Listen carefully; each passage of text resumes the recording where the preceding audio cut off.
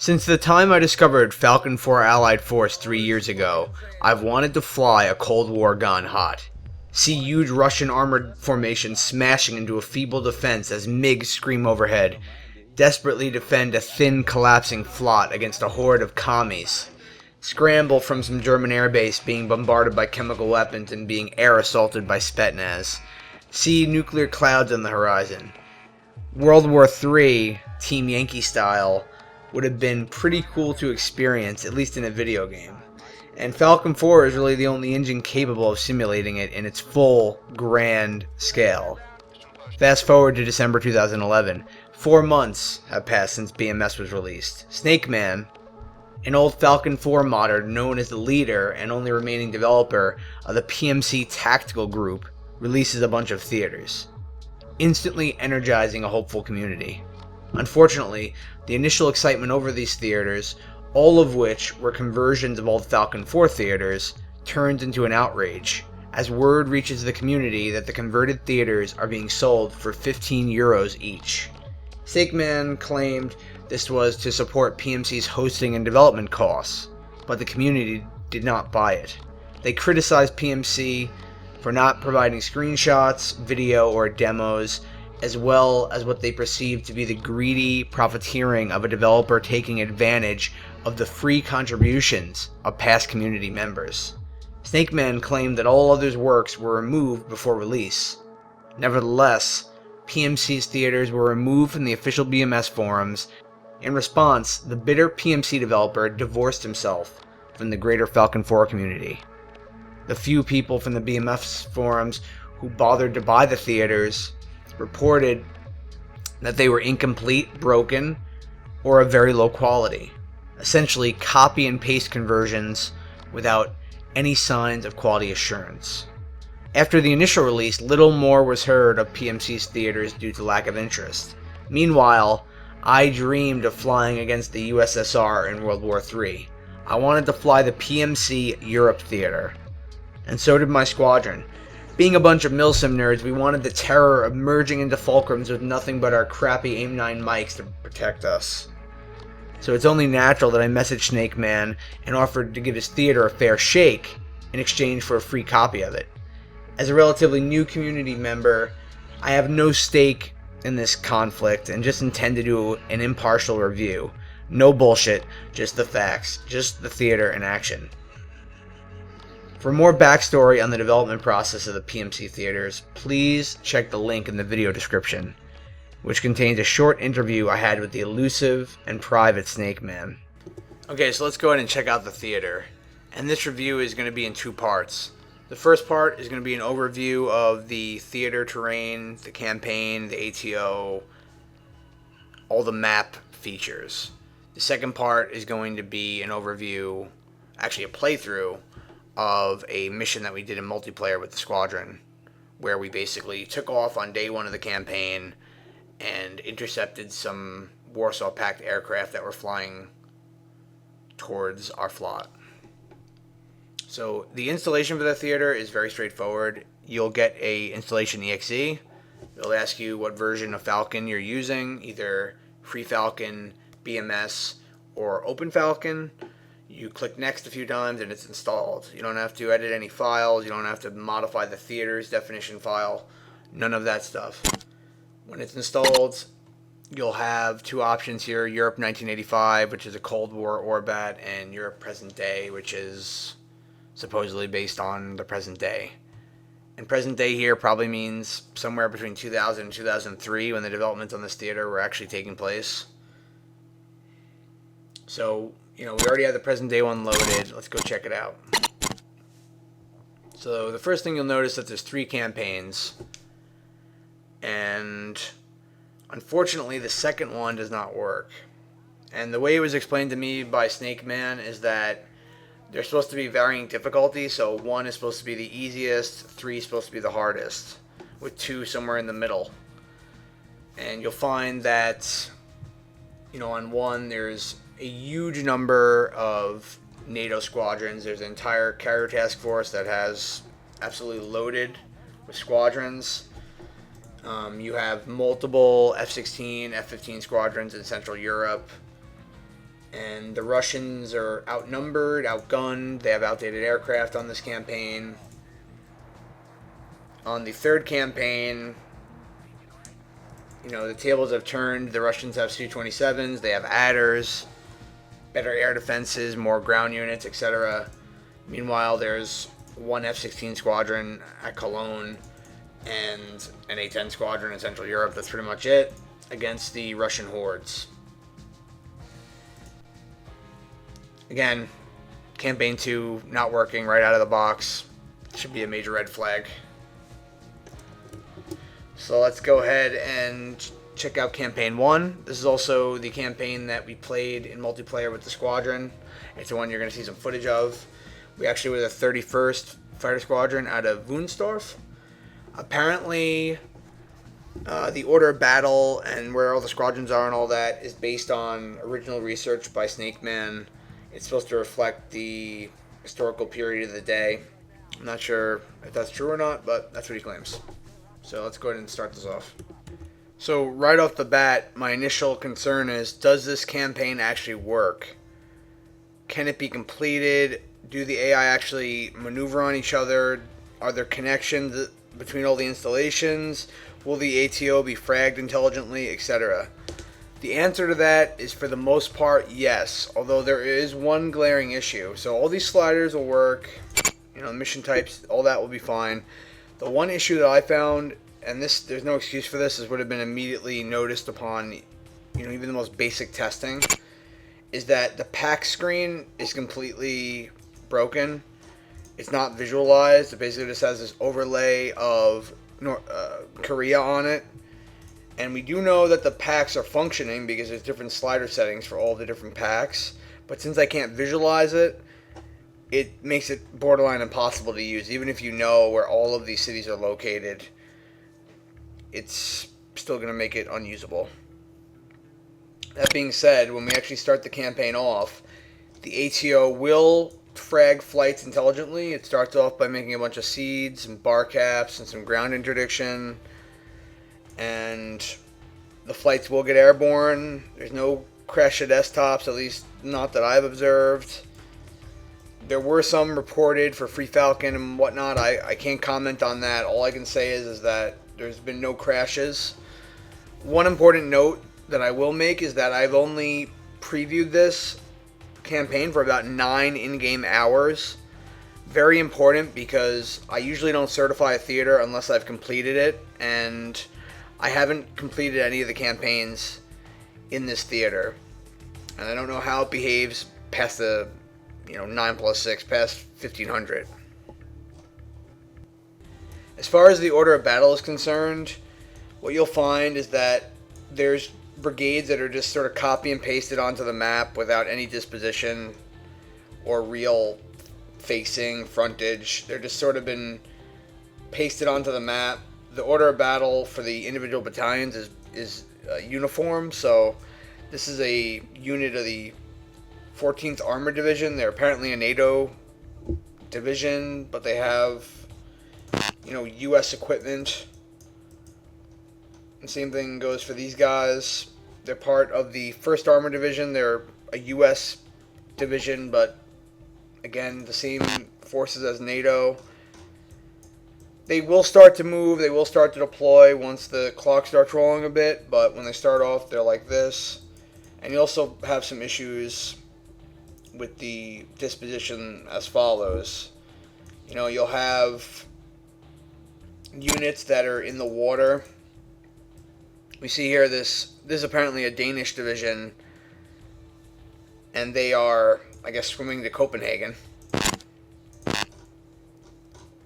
It's the same on the Russian side, same sort of thing. They're all deployed like this, and then they eventually start to move when the campaign starts rolling. As far as the extent of the terrain are concerned, this is an absolutely massive theater. It stretches all the way from Scotland down to southwestern France, to Italy, to the northwestern Balkans, including Belgrade, all the way north to Norway, parts of western Russia. The amount of detail is pretty astonishing when it comes to installations. I'm just flipping on all the installations here. You can see it's much more dense than Korea in every way, shape, and form. I'm pretty sure that all of these installations have valid connection points between them, which is often a problem with user-made campaigns, so that the AI won't be able to move from one installation to another and capture them. I haven't seen any issues with that in this campaign or in this theater, so that's a plus. As far as how realistic this is, how the installations are named and whatnot, a lot of them are unnamed.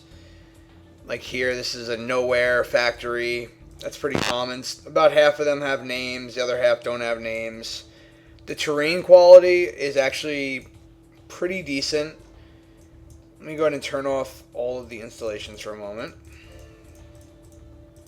You see here, this is northern Italy. We have the northern Italian Alps, the Osta area. If we actually recon this, we'll find that the terrain is actually pretty well detailed. There's actual mountains. You can fly in the canyons and whatnot. It's pretty decent. You can actually terrain mask your way all the way through the Alps. And that's reflected pretty much across the entire map. It has pretty good geographic data. What is lacking are the textures. The textures are stock Korea textures. There's no assets from BMS are being used, and that also is included in the units. So none of the BMS specific units are represented in the Orbats. Same thing with the textures. We're using stock Korea textures. None of the BMS textures are being used as far as I can tell.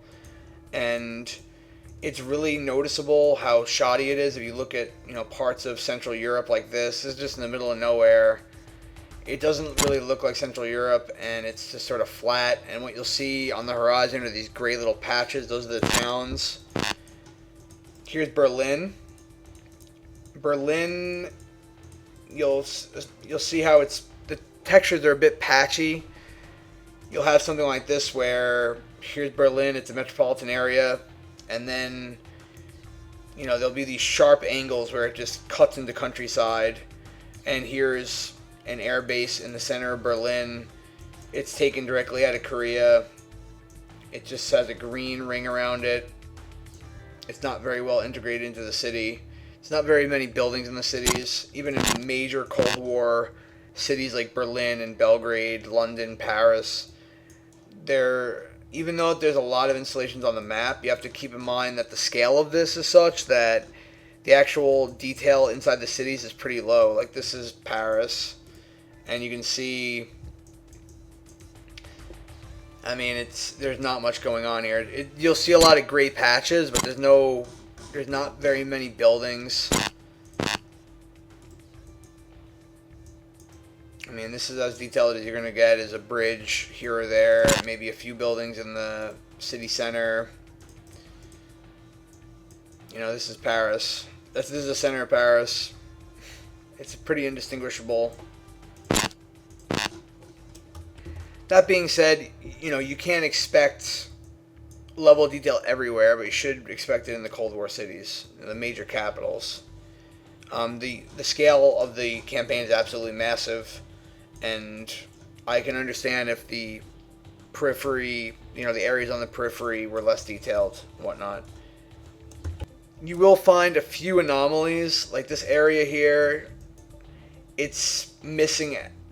There's a big patch missing. There's a few other areas like that where there's just a patch of stuff missing.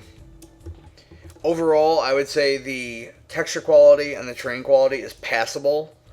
I think that it would really be improved. This theater could become absolutely beautiful if it was opened up and the community was allowed to mod it. I think we would see some texture replacement mods like they did with the Balkans that would make this into one of the best looking theaters around.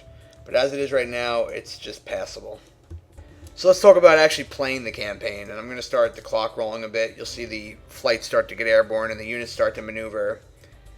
Playing the campaign is decent. It doesn't really create the sensation of being in the Cold War. A Cold War gone hot. There isn't the sensation of being massively overwhelmed, even on the hardest campaign, by the Russians. You're not going to see massive sorties. The Russian order of battle is small, even on the hardest campaign. So you don't have this sense of being massively attacked by the Russian side. That being said, it does function. the units will maneuver on each other, they will attack each other, they'll capture ground, and the ATO will continually be updated to respond to the situation. You know, I've seen some pretty cool stuff. Like, I've seen Tu-16 Bears. I've seen them fly out of Western Russia and then actually attack the carrier task force, which is pretty cool. I mean, that's some more like Cold War stuff that I'd love to see.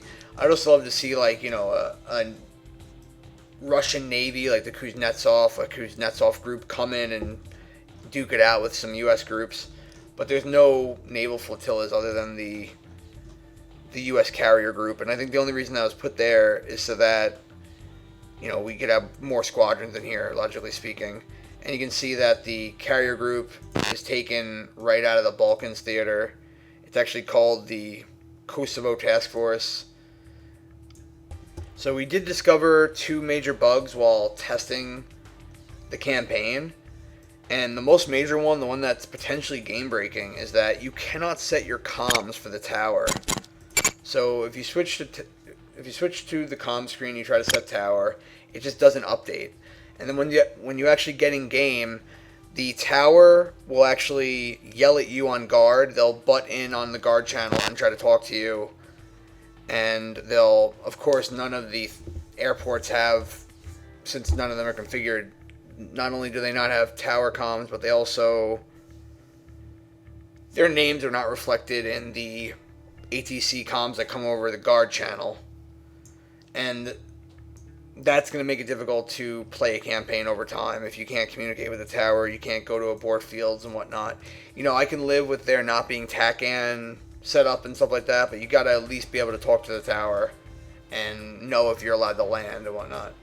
Another bug we found is that when you place pre-planned threat steers, this list in multiplayer is empty, and you cannot place pre-planned threat steers. That's a major issue. Something that, because in multiplayer, you're always going to be placing these things down. It's the fundamental component of planning. I do know that Snake Man admitted that he didn't do any multiplayer testing, and you basically have this as is with no testing component as it is. Overall, the campaign and the theater, definitely functional. There's no game-breaking issues other than the comms and the threat steer points, and you'll find that over time the AI will begin to move and maneuver. I'm just going to speed it up a bit. It does stutter when you increase the game speed. That's probably just due to the amount of connections that are going on the map. It's perfectly acceptable. You'll see the Russians start to come in, their ground units become visible, they start to get into a column and move down the roads and whatnot. So that's pretty cool. And, you know, on day 1, the Russians will come, they'll try to Oka your airfield, you'll have to scramble.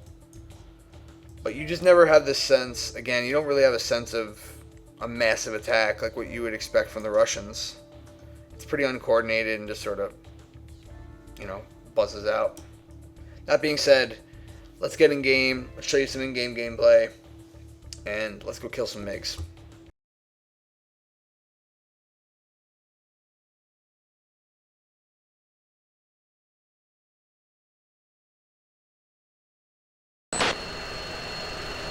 Alright.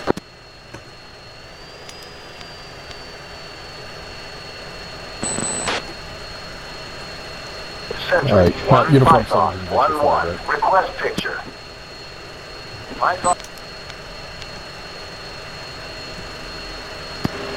1 doing good.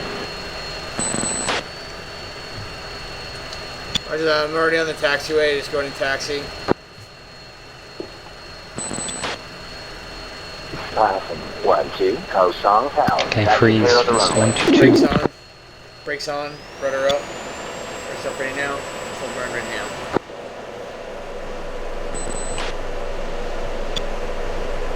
For you in the pit.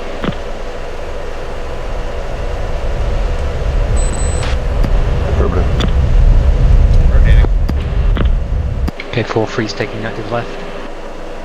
Python 1, Sentry 1, 2 gear up, Falcon with me.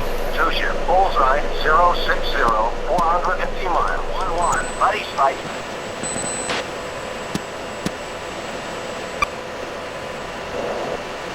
1, Kosong Tower. Resume on navigation. Sentry, 1, Python, 1-1. Request picture. 1-4, Kosong Tower. Taxi clear of the runway. Hey guys, make the package columns uniform 20. Picture is multiple. Because 17 is Nearest each by bandit bearing 145, 20 miles, 15,000. Okay, right to 145.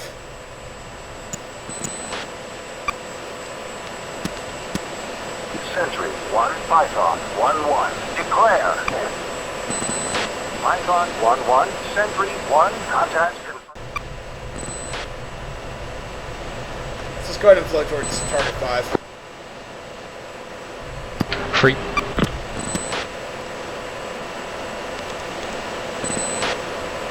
Panther 1, Python 1, say status.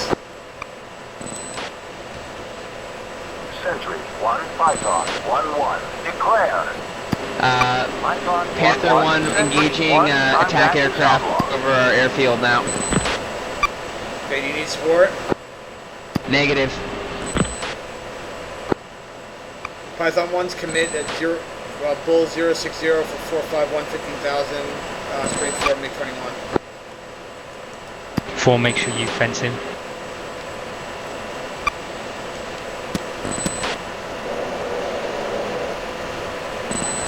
2 on his left wing. Okay, I got the one to the right of him. Call the chop. Sentry, 1, Python, Python 1, Panther 1, we're commit on attack aircraft coming over the FLOT time now. Clear to engage. Fox 3. 1, Fox 3 medium. That is a large group. Fox 3. 3 right. 2, Fox 3 medium. Free has you covered element 1. 21 nails left. 10 o'clock. Splash, splash, 2 splashes. Free has 25 nails left. What's the bearing? Left 10 roughly 100. Hold on. Shit. Okay, bandit low. Yeah, free has 21. Lead check data at 29.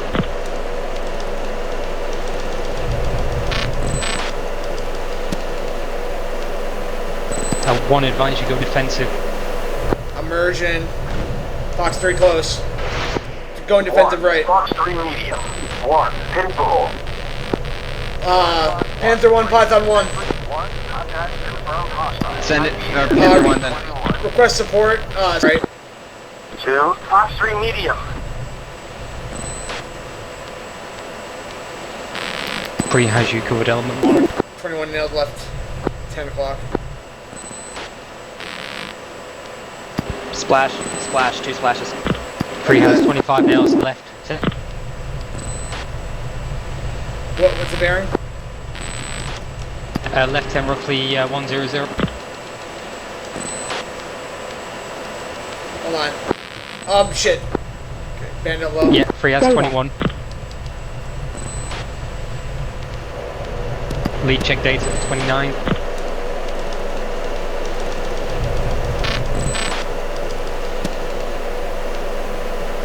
One advise you go defensive. Immersion. Fox 3 close. Going defensive 1, right. Fox 3 medium. 1, pinball. Panther 1, Python 1. 1, contact confirmed hostile. Send it, or Panther 1 then. Request support. Defending MiG-25 050. No shit, freeze in the mode with 21. Purple. Nailed, 25 to the east. Panther, this is Python 1, Panther 1, we're flowing now. 2 check left. 2, checking west. Full. Sentry, 1, Python, 1-1. Request vector to threat. Python 1, Sentry 1, nearest threat. MiG-21s, 3 ship, bearing 205, 2 miles. Shit, I'm merged. 10 o'clock on my nose. Lock. Lock. Lock. Lock. Fox 2. Fox 2, Python 1 is merged at 10,000 MiG-21s. Freeze defensive. Python 1, say your bullseye. 059 Going south, 439. north. Fox 2 inbound. Chat flare, chat flare, chat flare. Stand by. Panther 1, Full, Altitude, where are you? altitude. flow to your west. Roger that. Ah, shit. D-Louse, Freeze defending 25, Spike. 4, where are you? I need We're- you to clear me. we're defending MiG-25s. 2-1. Buddy spike. Buddy Spike. 4. 3-4 is with MiG-20 our flight. Don't know why he's not. MiG-25's 085. Just disregard. Just act as if he doesn't exist. Copy, freeze in the merge with Uh, 25s. No. Rejoin on me. I'm fucking... Panther 1, Python 1, we're defending 294. Request support if able. Panther 1, you got a mixed situation there. We're trying to find you. 2, permission to go help you. No, keep following 295. Check right. 3, what's your status? Still defending Spike 25. Are you... Okay, what are you doing? You're like... Okay. Just stay on that heading and pop flares. Yeah, that's what I'm doing. I'm leaving. You don't have to leave, just pop flares and burn. Python 1-1. Sentry 1. Contact confirmed hostile. IPS MiG-25. Okay. 2, reference standby data, MiG-25 20,000 high. Okay. Okay, Panther 1, Python 1, defend some MiG-21s bearing 120. We're in a merge with MiG-25s. Yeah, Panther 1, Python 1, we are currently engaged MiG-21s, bullseye 058 for 436. Roger that. We're commit MiG-25, 057 for Freezing the 451 to the north. Defending. Splash. Pitbull.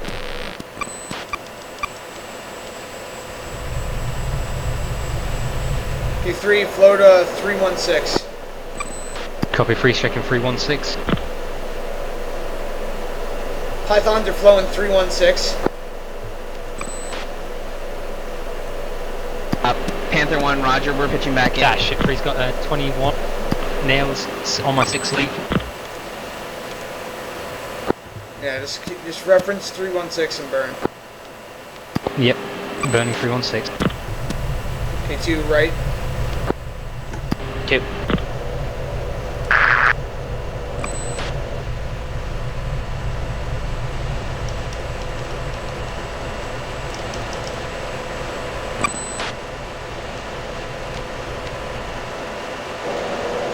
Python 1, Panther 1, say your angels. So copy, I also got the 21 on 18 6. stack 22. Add us to your data link. Yeah, we'll go. Alright. 2 might have rally. Panther, or Python 1, Panther 1, got you on data link now. We're flowing past you, extending. I'm in the left-hand turn low. Follow me. Sentry 1, Python 1-2. Declare. There's friendly down there. Python 1-2. Sentry 1. Contact is friendly. They're friendly. 2, tally, visual on the 21, going in. Okay, roger that. They're clear to Yeah, engage. free support.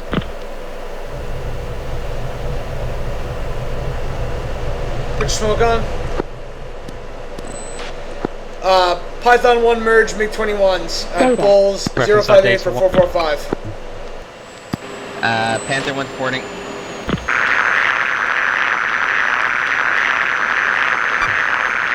Get him in Fox 2.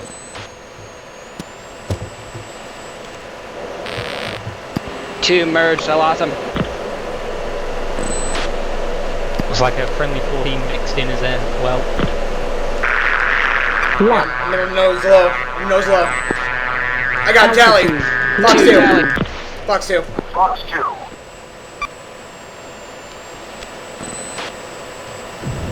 Splash. Good splash. Good splash, thank you. Python 1-1, splash MiG-21.